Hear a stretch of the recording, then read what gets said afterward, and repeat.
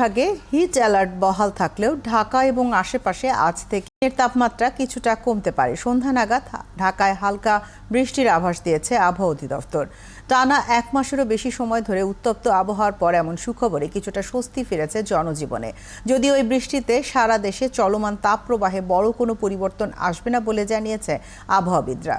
তবে মে ৫ থেকে সারা দেশে টানা বৃষ্টির পর তাপমাত্রা কিছুটা স্বাভাবিক হবে। কেবল বাংলাদেশেই নয়, এল নিনোর প্রভাবে দক্ষিণ এশিয়া জুড়েই তাপপ্রবাহ চলছে। এ মাসে বেশি সময় ধরে টানা বয়ে যাওয়া তীব্র তাপপ্রবাহে দুর্বিষহ হয়ে পড়েছে নগর জীবন।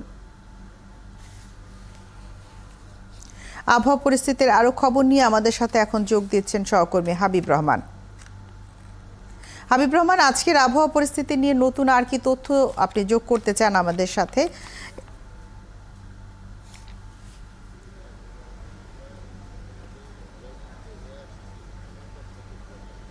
ঝুমুর, একটু বলে রাখি যে আবহাওয়া অফিস যেটি আমাদেরকে জানিয়েছে তা হলো যে এরই মধ্যে দেশের বিভিন্ন জেলায় বৃষ্টিপাত শুরু হয়েছে। বিশেষ করে চট্টগ্রাম, সিলেট সহ এই বিভাগগুলোর যে বিভিন্ন জেলা রয়েছে সেখানে বৃষ্টিপাত হয়েছে। সবচেয়ে বেশি বৃষ্টিপাত হয়েছে কুতুবদিয়াতে ২৮ মিলিমিটার বৃষ্টিপাত রেকর্ড করা হয়েছে।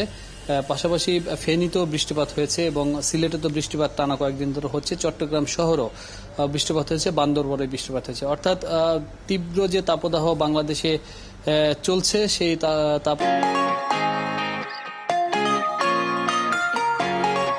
তাপদাহর হাত থেকে কিছুটা স্বস্তি পেতে শুরু করেছে এইসব এলাকার মানুষ, যে সব জেলায় বৃষ্টি হচ্ছে।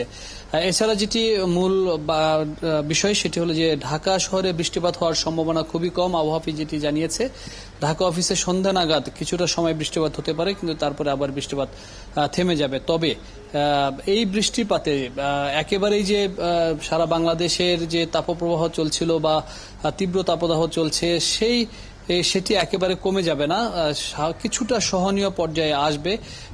তবে ৪ তারিখ পরে, অর্থাৎ ৫ তারিখ থেকে টানা বৃষ্টিপাত হওয়ার সম্ভাবনা রয়েছে। তখন কিছুটা সহনীয় পর্যায়ে আসবে আবহাওয়া, এমনটি কিন্তু আবহাওয়া অফিস বলছে। তবে তারপরে আবার ১০ তারিখ পরে, ১০-১১ তারিখ পরে সেই তাপমাত্রা আবারও বাড়তে শুরু করবে। সেটা কিন্তু আবার বলা হচ্ছে যে ৪০ থেকে ৪২ ডিগ্রি পর্যন্ত থাকতে পারে, এমনটি কিন্তু ধারণা করা হচ্ছে। তবে সারা বাংলাদেশে হয়তো এর যে লম্বা একটি তাপপ্রবাহ চললো বা সেই রকম হয়তো না হলো, বিভিন্ন জেলা ভিত্তিক বা বিভাগ ভিত্তিক কিন্তু তাপপ্রবাহ চলবে বলে আবহাওয়া অফিস আমাদেরকে জানিয়েছে। অর্থাৎ সাময়িক কিছুটা স্বস্তি আসলে সামনে আবারও এমন তীব্র তাপপ্রবাহের খবর আপনি আমাদেরকে দিচ্ছেন।